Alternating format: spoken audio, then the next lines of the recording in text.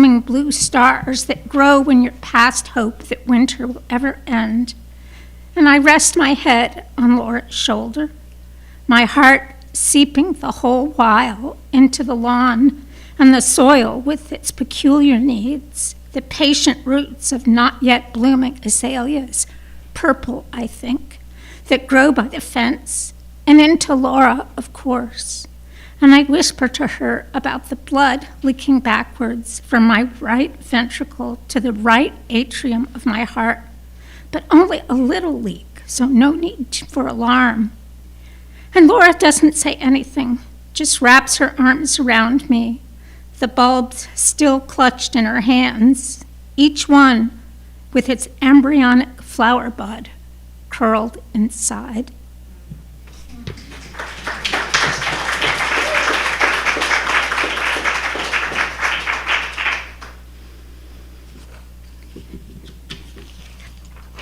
And I'm going to read one more. This is for my brother who passed away.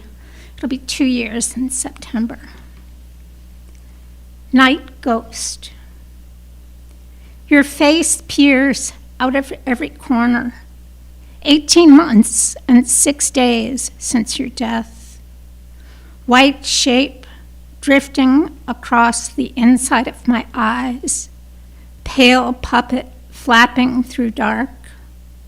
Is it you, Wayne? Your words mumbling in the haze. You who were a banked flame, your illness always creeping after me. I tried to take care of you after our parents died. Those years of agitation, sleepless nights that flared, subsided, and bloomed again. Then you dropped out of this world. How could you, without me there to gentle your passing? I could never fear you, not even when your madness screamed and bucked, walked full-bodied in the open air. Who was I to tell you what is and isn't true, as if I knew?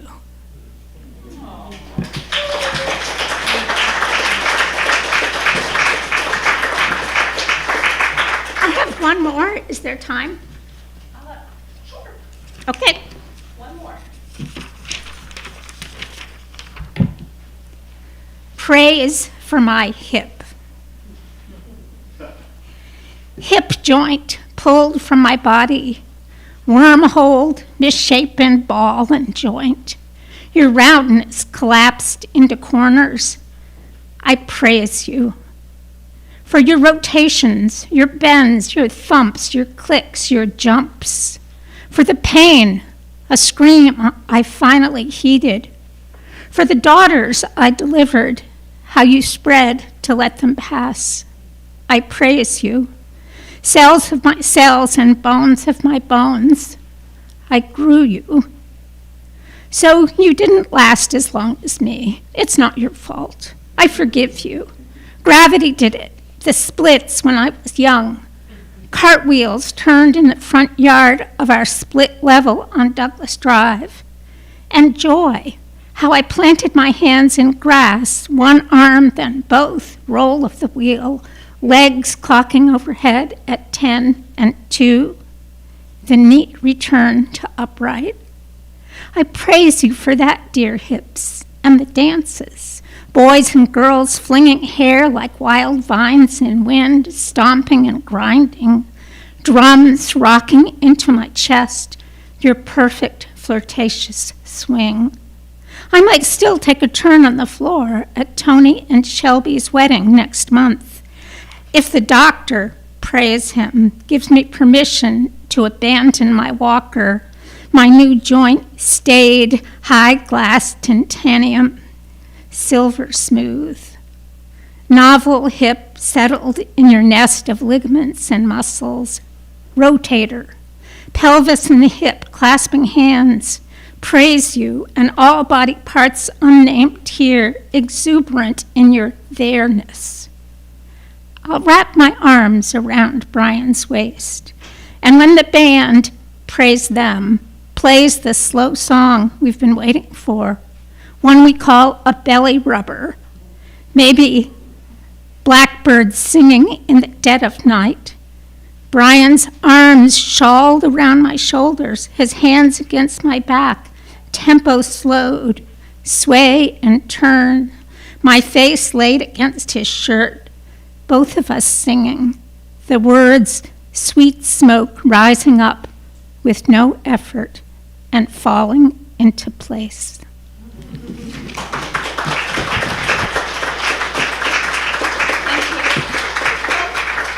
Next up is my dear friend, Jason Gebhart.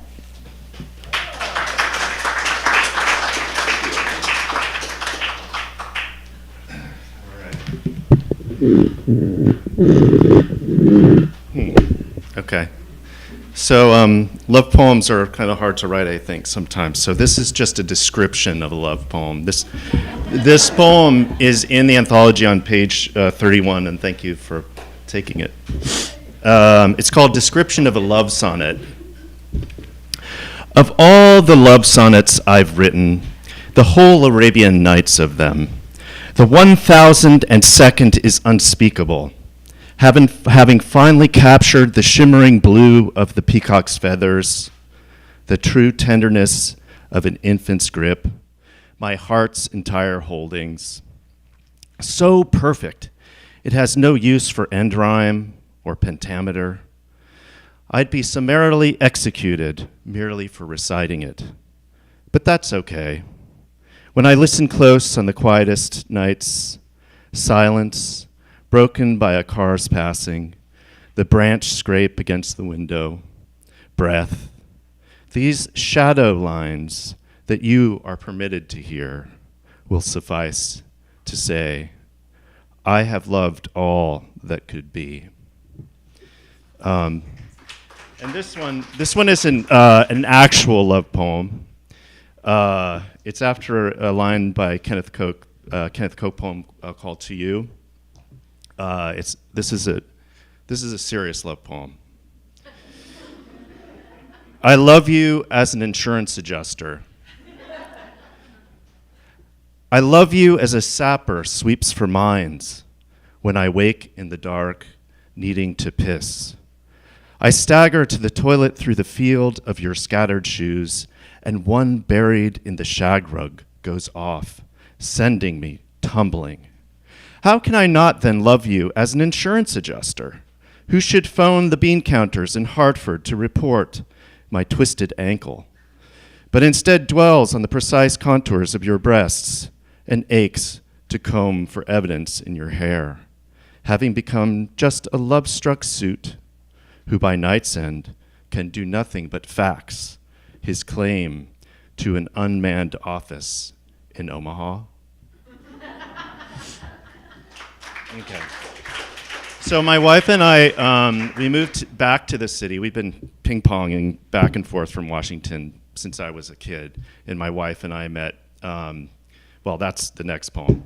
But we moved into this old house in D.C., and they have these glass doorknobs that you can only imagine if the house is 100 years old, that so many people have used this door, you know? And so here we are with our young family, and the fucking door will not close, you know? So my kids are in one room, like right next to it, and then our door just, you try to close it, and it opens up, you close it, it opens up. I think that's all you need to know. It's called Glass Doorknob.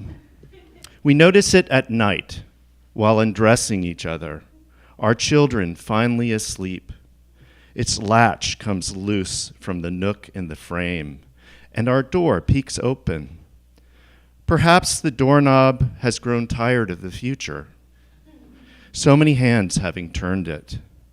This house's past occupants, the ones who chose the popcorn ceilings and the strangely speckled kitchen counter, the one who botched the hanging of this door. How easy to overlook, even as its glass gathers and casts daylight, even as we grasp it. Okay. And so this poem is an actual love poem, as opposed to all those other ones. So I met my wife in college, but we just knew each other, and we didn't meet until after I had moved to New Jersey and she had moved to Manhattan. And her friend invited me to a party, and I came across the river to see her, and then I asked her out on a date. And I think that's all. Yeah, The Praise of Folly. I was reading a book by Erasmus called The Praise of Folly when I met her. It's called Praise, the poem. The dictionary never grows impatient with our not knowing. Grapple today, sleet tomorrow. Accept what falls, it seems to say. I pull the praise of folly from the shelf. Half my life ago, I bought this book when she was so close across the Hudson, still unknown to me for just that little while longer. Now the beautiful, awkward sound of our son's viola spills down the stairs and snow falls. So thank you. So the next reader is Emily Holland, and her book, Notifications On, is coming out in January. So you should buy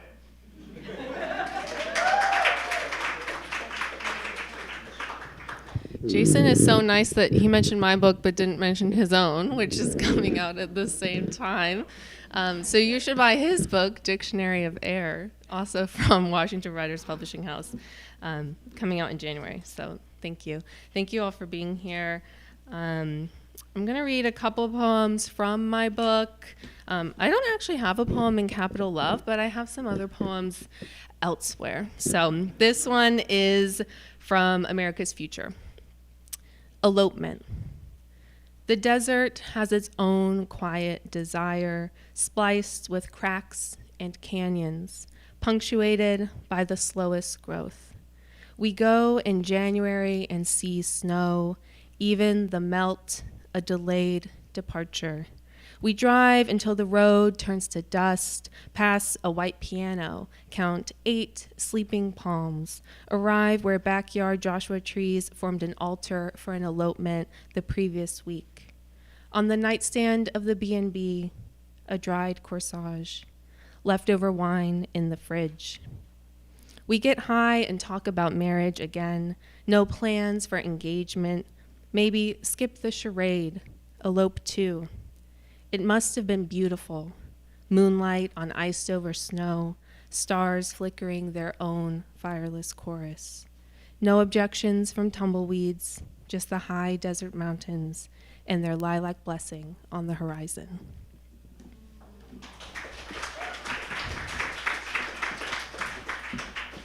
Thank you.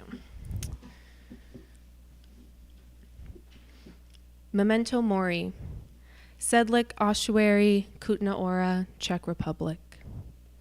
Between the scratch of matches striking and sighs of prayer, I wonder if this is a different kind of love. We light a votive in this bone church to remember the dead. Can anyone here forget? Thousands of skulls stack in dusty pyramids, chandeliers of spines and ribs drip wax from above. There are no wooden crosses, no guiding Bible verses. The spire holds a golden skull and crossbones, and yes, it is holy. How can we each be alone in the echo of so many? No one speaks. We warm our hands above the quiet flames. I love that noise. I tried to pick my loveliest poems from here, so we'll see. All this back and forth. We aren't moving in the right direction, We are moving in the right direction until we aren't. Recoil, a tennis ball thrown against a wall, my desire always comes back to me. It lands in my open palm, the hand that touched myself last night and you this morning, hoping to get you to unfurl somehow. get out of routine. In a dream, my hands move over someone else's body. Someone I know wants this. Me, a role I was born to play. I can't help that I'm always wanting to be an object of desire. Yellow, you tell me often that you do want me, but the sentence stops there. I feel a line break, a pause before a continuation that never comes. Stasis. I tell you my dream, but leave out specifics. We always end up talking about the same things, how we both want what the other isn't ready to give or give up. You drift. Golden hour. I am still waiting for some return. In Ricochet, we thought we would collide eventually. I'm saying everything I know how to say.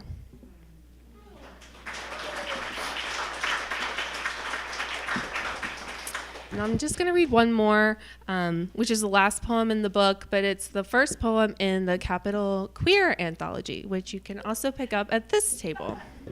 See, we're selling books. Us at last. 9 years is a long time, a friend tells us, and they're right in some ways. One night in the desert, we talked of marriage until the stars faded. We were so small, so seemingly insignificant. We slept on different sides of the bed, and for a moment it felt as if everything had changed. I'm always afraid of change, but I love to party. Think I could learn to want the rings, the vows. There are too many ways to live in I love you. Back east, trees turn overnight, swap their greens for yellow and red. Everywhere's a small town where we only know what we can't say. Look, someone else's wedding on the Vermont hilltop. Perfect weather. Can't you see them kissing at the end of the world like nothing else matters? Thank you. And next up is my dear pressmate and friend, Stephen Leyva. You can buy his book at this table too.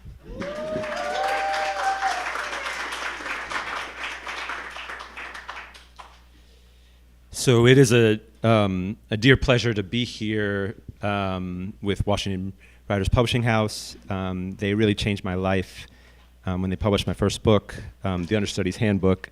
It's the one with the mask and the cicadas on it. So, and it's good to see so many familiar faces. Amy, Sid in the back, other people that have been a part of my journey. So I deeply believe that the purpose of poetry is to return and renew our relationship to language. And what else would we call that but love? So here are 3 poems that are new poems from a new manuscript. I guess this first one is a little bit about loving oneself under chronic illness. So it's titled Type 2 at 42 under a second term. Type 2 because I have type 2 diabetes, 42 because I was 42 when I wrote it, under a second term because he can kick rocks.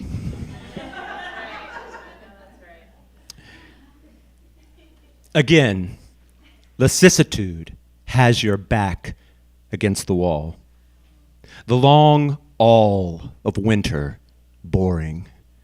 An aperture everywhere you look, the vole's portico in the garden, an empty envelope from an old roommate, the elision in a set of dance steps I once knew, porous memory, the body's slim insistence after chronic illness, marks me younger and older at the same time, not gaunt but not glowing, not pocked but less smooth than before. Blood sugar ate its weight in gold through my organs, mind gone all Midas. Nothing gold can stay, says Frost, Jack, or Robert. I keep returning an impoverished past to the omnipresent. In the future, irrational as ever. All of it a bit of play, a bit like roasting, like turning the pig on the spit.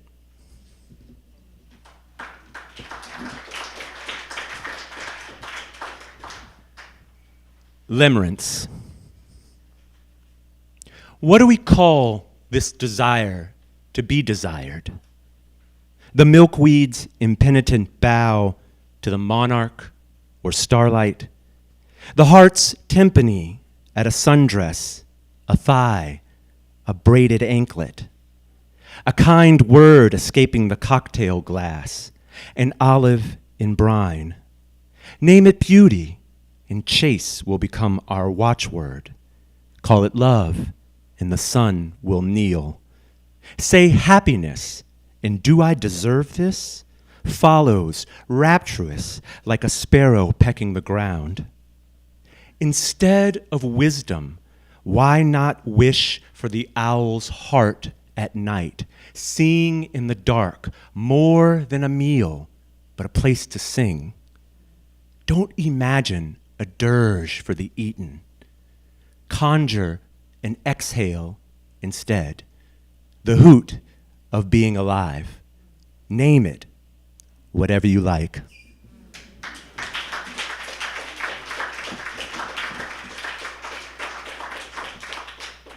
All right, this last poem is from a manuscript that I'm working on about 50 free black towns in pre-statehood Oklahoma.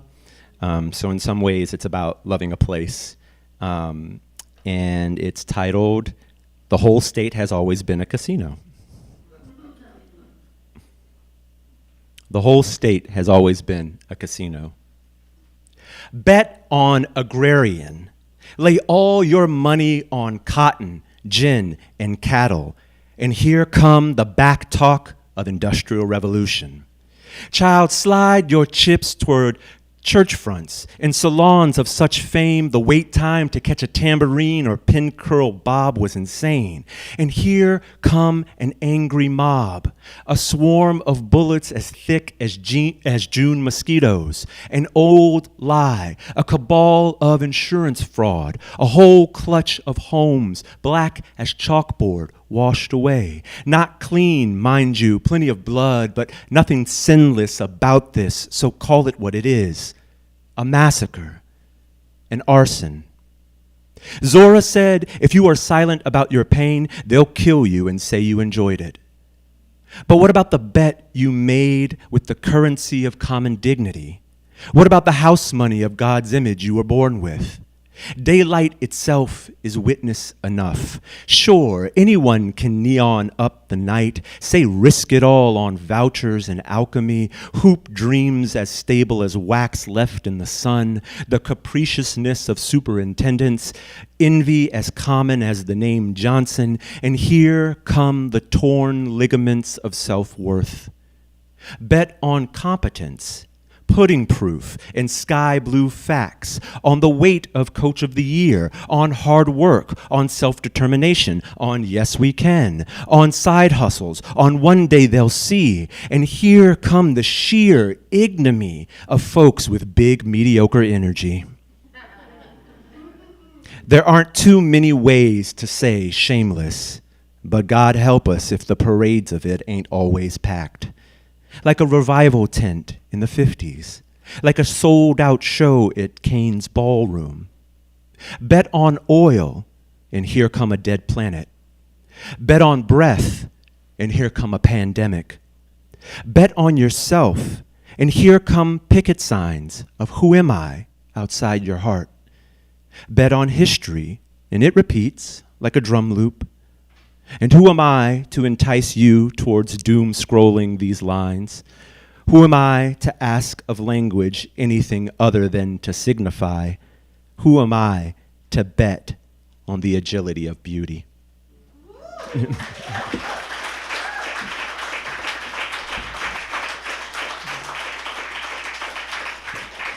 So the next reader is a Maryland institution unto himself, the E. Ethelbert Miller.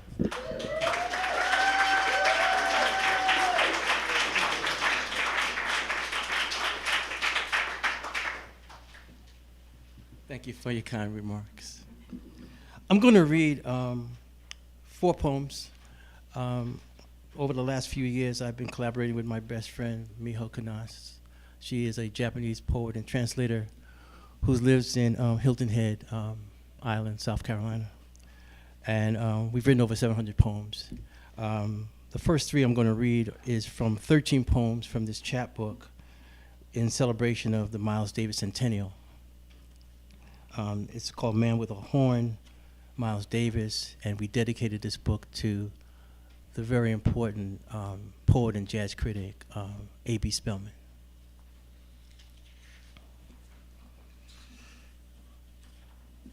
The Man with a Horn. Miles Davis is a man with a horn. His horn held against the earth's ear. The climate change of coolness embraces his clothes. Black swans with studs are swimming in a whirlpool of jazz. Frank, Miles, and Marilyn. Frank O'Hara is listening to Miles and thinking abstract thoughts. He has philosophical questions about blue notes. O'Hara tells his poems Miles' music is more beautiful than Marilyn Monroe. All quiet. Somewhere between the Delaware and here, George Washington stopped to listen to Miles playing Someday My Prince Will Come. His horse, Blueskin, began prancing and moving his legs to the rhythm. Washington looked across the frozen terrain, his troops staring at his back. Historians claim it was like Miles before an audience. One of the beautiful things about Miho Kanas is that Miho's brilliant, you know. To give you a sense that her music is classical music. You know, the musician and composer she loves is Chopin. I think she's learned a lot from jazz from me over the last few years, but her acquiring of information and knowledge is fascinating. I was talking to her on the phone, and she said, "You're listening to Bud Powell, aren't you?" I was deeply impressed. And as you can see in one of the last poems, All Quiet, I read, I never knew the name of George Washington's horse. Miho knows the name of George Washington's horse. Okay. And so if you have your hymnal, you can turn to page 38. That's my mother reminding me I actually went to church today, but this is called The Color of Love, and The Colors of Love. And when I think of love, and you've probably seen this over the last few years, many people have been quoting James Baldwin because Baldwin reminds us about love. And when you look at Baldwin's life, 2 people that he really loved. One is in the poem and one isn't in the poem, and that's why I'm giving you this introduction. Buford Delaney is in the poem, and that's key. But the other person he was very, very close to was David Baldwin, his brother. The Colors of Love. James Baldwin is thinking about writing a novel. His characters want to move to another country and give each other different names. Buford Delaney tells Baldwin he should use more color in his sentences. Desires and regrets reflect the many shades of skin color in hallway light. The blues are known to turn shadows or darker hue before midnight. Charcoal gray reminds Baldwin of Harlem and the warm, tinted touch of a brother's love.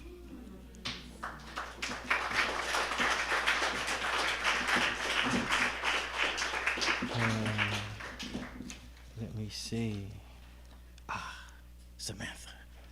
Our next writer is Samantha Neugebauer, right? I got it. I've been working on this. You think I was... 3 years. It took me years. Okay, many. And this is and wait, what you have to do Okay. is talk about that now. Oh, my husband is here too. My husband, who makes all this possible for me. Hi. So thank you for being here, and thank you for my introduction.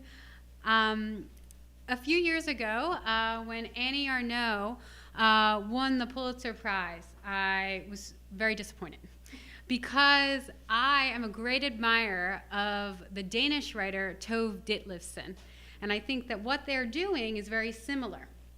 And I had read a lot of both of them, but I hadn't read Arnaud's The Years, her memoir that is an act of collective autobiography.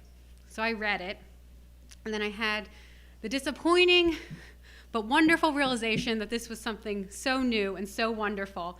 And I said to myself and Tove in my head, we have to give it to her. She deserved it. So for the Capital Love Anthology, I wrote a short piece of flash experimenting with this idea of the collective we, or a collective autobiography of a generation, which is what Arnaud did. And so I tried to think about kind of the tension and the love between generations that I think is part of kind of the conversation or the missed opportunities right now that we're having in our country. So, lives lighter than our own, page 2.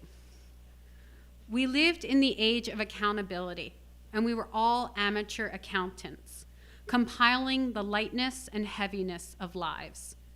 Even after our work bored us, it left its residue on our minds, like fingerprints on glass, and everyone was glass. We waited for normal to come again, but normal was 1997, and the listification and the commercialization of our nostalgia was ruining our nostalgia anyway, and our past alongside it too, cataracting our memories with greasy presentisms and adult anxieties. Under the Nazi regime, Benjamin wrote the work of art in the age of mechanical reproduction, prognosing how reproduction would devalue the aura, uniqueness, of a work of art. Now it is ourselves we reproduce, and it is our own auras we feel diminishing. We attempt to rearrange the deck chairs on the Titanic while rewatching the Titanic in 3D. And afterward on Instagram, Kate Winslet saying, "Nepotism isn't real," at her son's movie premiere. I share a birthday with her. Only our disappointment is real. We were promised the moon and the stars. We know it's wrong to be an I. It belongs to the boom booms, our parents' generation. Yet we can't quite kick them, or the I, off completely. Instead, we land somewhere in the middle, localizing our I in small groups, a kind of compromise with ourselves. Actually, America already had the moon when we were born. But we don't deserve it anymore, and maybe we never did. That's the worst part. What we've loved is faulty, and loving too much, even now, makes us bad accountants. Thank you.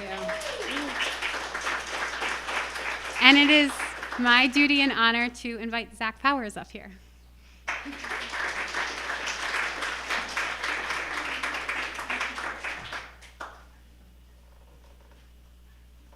I'm at this podium so much, but I never read. And so I'm nervous. And that's a strange sensation at this podium. Woo! So I read this on my panel, and it's my short little poem in here. I'm going to read it again, and if you were in the panel, I'm only slightly sorry. This is Here Often. I love a wrong feeling, and they're all wrong, more or less. Or it's the right feeling at the wrong time in the wrong company. No, there's no sin in making do, nor making out in the buzzy bar light, but prickled up like that, grinny and spinning, that's no time to ask. Maybe this? Thank you. Self-plug. I have a new novel, relatively new. New? We can say new. It's within new. Okay, thank you. Support. I was going to read a poem about foxes, a prose poem, But my colleagues, I think, went love and or sex. So I feel like I got to step up and pull out. I was raised Catholic, so I never intentionally write about sex. But this one took that turn at some point, so I will read. It's about the cosmos, Mom. This one's called Universals. At no point in considering the universe have I ever thought it cared about my pleasure. Enough stars seen from a distance create the fuzz we call galaxies. More stars than all the grains of sand on all the beaches I've counted. At the right scale, everything becomes cosmic, divine mists coalescing into bodies, bodies into other bodies, sexing up the firmament. This is the only scale we should consider. This is the only scale where being a being means being a being. The middle, where up and down both fuzz, and we sleep in the downy in between. Hug me, quanta, squeeze me, sky. A little hump and bump and grind. Why not? That's the stuff in star stuff. The universe cares enough, at least, for friction to be a law. At the scale where these laws apply, at least. All right, thank you. And I'm going to stop there because that's enough of me on this podium that I'm always at. And it's my absolute pleasure to welcome up Dean Watson, one of the great people, and accompaniment, which I will let Dean introduce the accompaniment.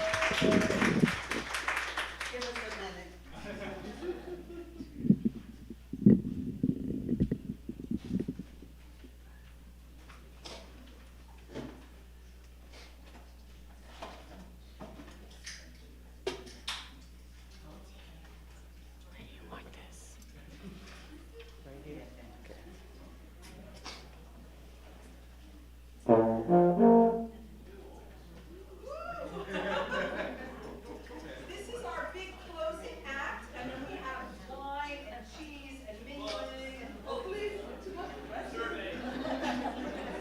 All right, push that over here. Dean, bring us home. All right, just a minute.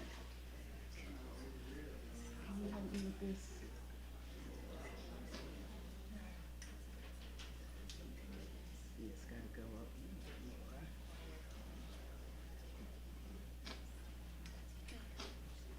Can you thank you? Because I'm going to go get my book and my gun.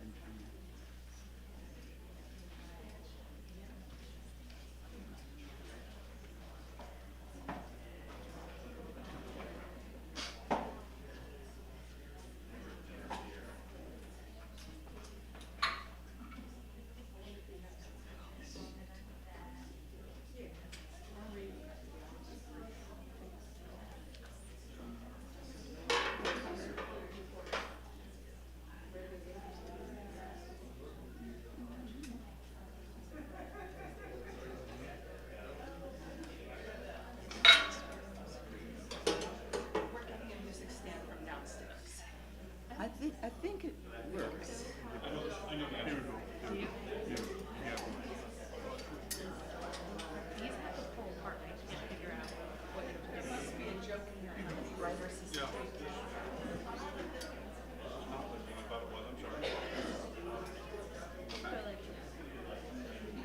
Yeah, and I know I'm short.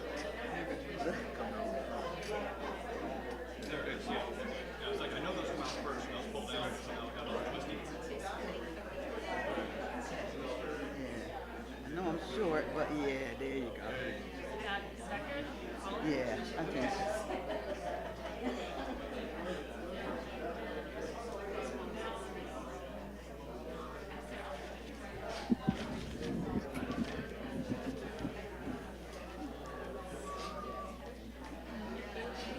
I think this is tight.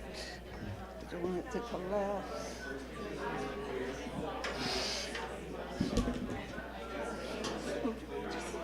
So we see your wonderful company.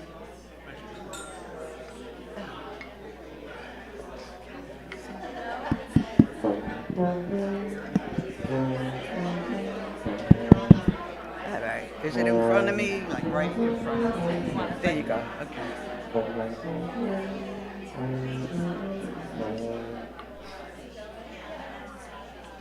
You ready? Okay. Yeah. Hi, everybody. Hello.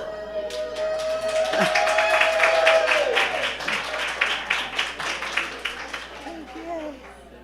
I'm Dean Watson, and this is my mate, Abasi Johnson. And that's my mate in music. My other mate is at home. Keep it straight. We're going to do two pieces. One is called Where is the Love? And it's an expanded version of the haiku that I have in the Capital Love book. And then we're going to do a piece called Abby Tells All, which is dedicated to Abby Lincoln. Okay. Ready? All right, let's go.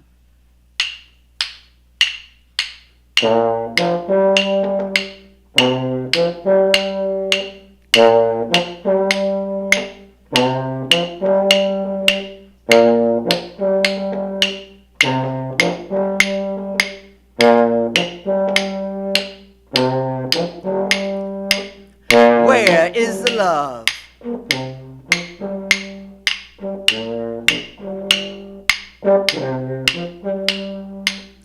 Music is the place where love goes in the bluest times. The power of love, the power of love, the power of love, the power of love, the power of love.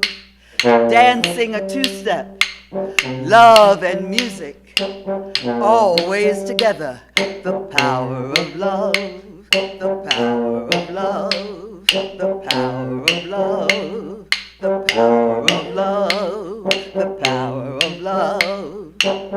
Life is a blues song, laugh, cry, feel, sing the harmony. The power of love, the power of love, the power of love, the power of love, the power of love. Inside the music, where love lives, a teardrop, a smile. The power of love, the power of love, the power of love, the power of love. Heart, beat, melodies, spirit sound, crystal silence.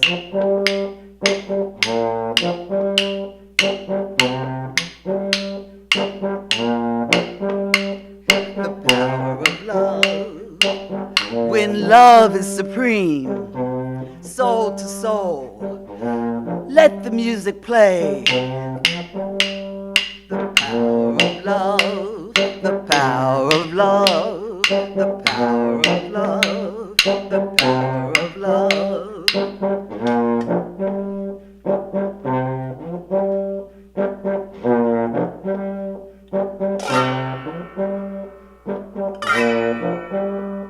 The power of love, the power of love, the power of love, the power of love, the power of love, the power of love.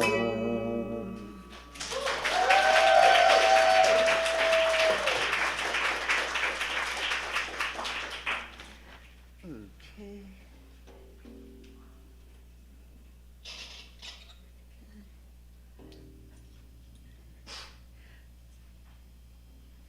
This is Abby Tells All.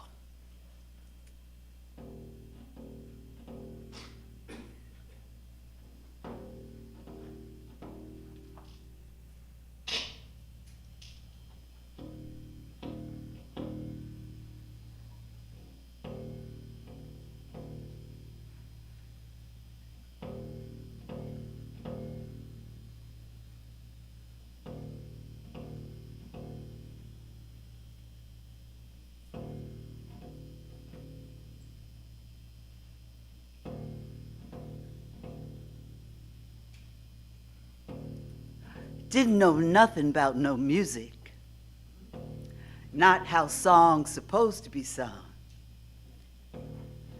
Like the way when you can catch a feeling, and soar to glory and back on a song. All I did was stand up there warbling, just like I heard it on the radio, showing all the good Lord gave me. Marilyn and sepia is what they wanted.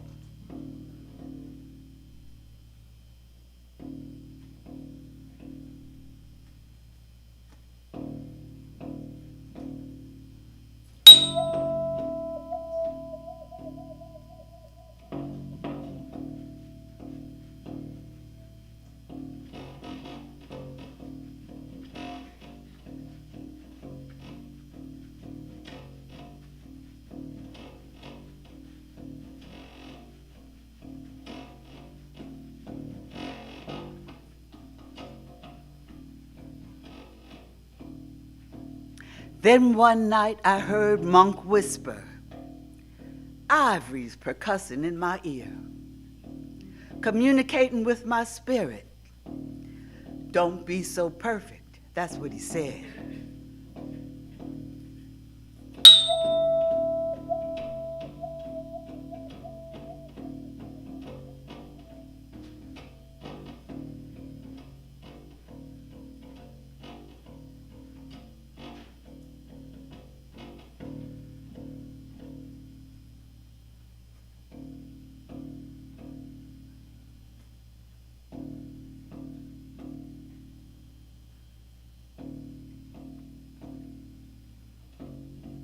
Ain't no wrong beats in the music. You got to swing the whole damn band. And when Monk speaks, you ought to listen. He's as likely to dance as to say a word.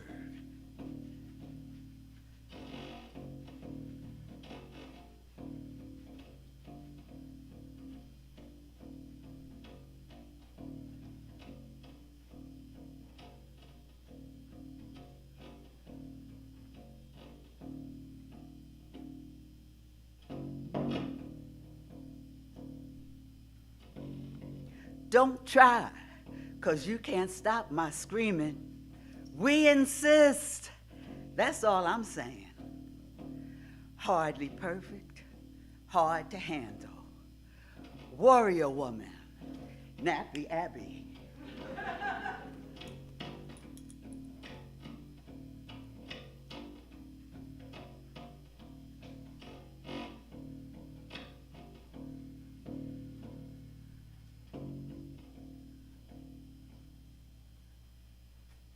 What's my body got to do with the music? Don't send me no more evening gowns, 'cause straight ahead is where I'm going. Straight ahead is where I'm going.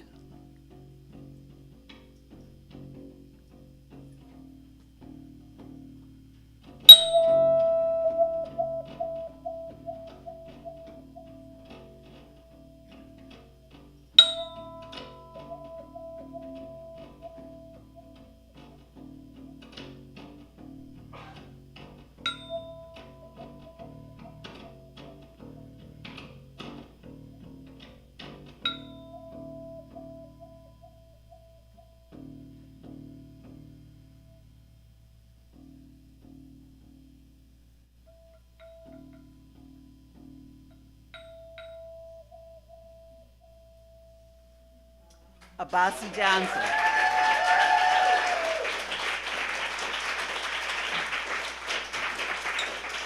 right.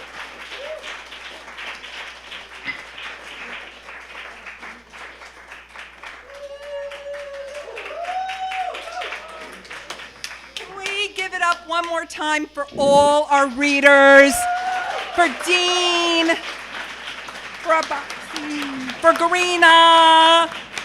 What a fabulous day. Totally wonderful. Thank you all. And we have wine, we have cheese, we have goodies, we have books. We are here for another hour to mingle and talk. So please, thank you all. Thank you all. Please stay. Please have fun with us. Thank you, everyone. Appreciate. We love you all.